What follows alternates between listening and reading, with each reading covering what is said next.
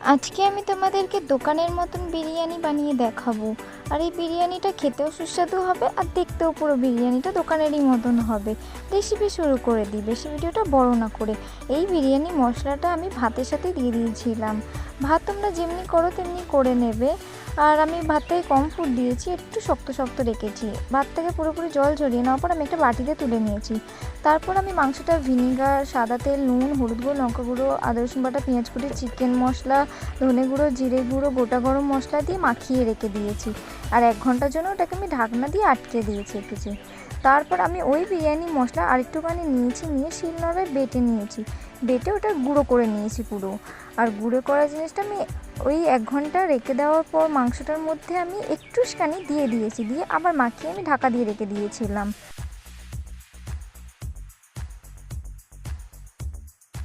তারপর আলু ডুমো ডুমো করে কেটে ব্রাউন ভেজে নিয়েছি, ওটা হালকাই ভেজেছি। তারপর ভেজে তুলে নেওয়ার পর ওই তেলেতেই আমি পেঁয়াজকে ভেজে নিয়েছি।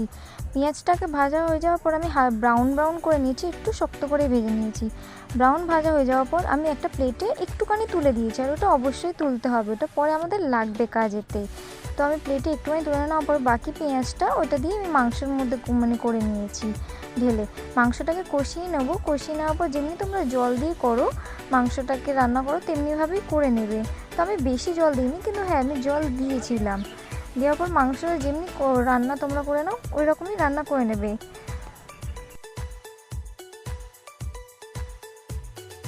তো দেখতেই পাচ্ছ আমি মাংসতে অত বেশি জল রাখিনি, একটু গ্রেভি রেখেছি। তারপর আমি 3 চামচ মতন দুধ নিয়েছি, কাঁচা দুধ। তার মধ্যে 1 চামচ গোলাপ জল আর 1 চামচ কেওড়া জল দিয়েছিলাম। আর তার সাথে একটুখানি মিঠা আতর দিয়েছিলাম, ওটা যে সেন্টের জন্য। মিলিয়ে ওটাকে মিক্স করে নিয়েছিলাম ভালো করে।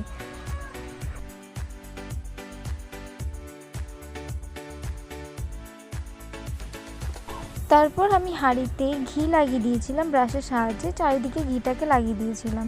লাগিয়ে দেওয়ার পর মাংসর একটু গ্রেভি দিয়েছিলাম, আলু দিয়েছিলাম আর 1 পিস মতন মাংস দিয়েছিলাম নিচেতে। তারপর ওপর দিয়ে আমি ভাত ছড়িয়ে দিয়েছি চারিদিকে। ভালো করে ভাত ছড়িয়ে দেওয়ার পর ওপর দিয়ে আমি পেঁয়াজ কুচি দিয়েছিলাম, যেটা আমি রেখে দিয়েছিলাম। একটুখানি পেঁয়াজ কুচি দিয়েছিলাম, যেটা শিলেতে গুঁড়ো করেছিলাম ওই মশলাটা ওপর দিয়ে দিয়েছি। তারপর ওই যে দুধের জলটাকে রেডি করেছিলাম ওইটাও ওপর দিয়ে আমি দিয়ে দিয়েছি।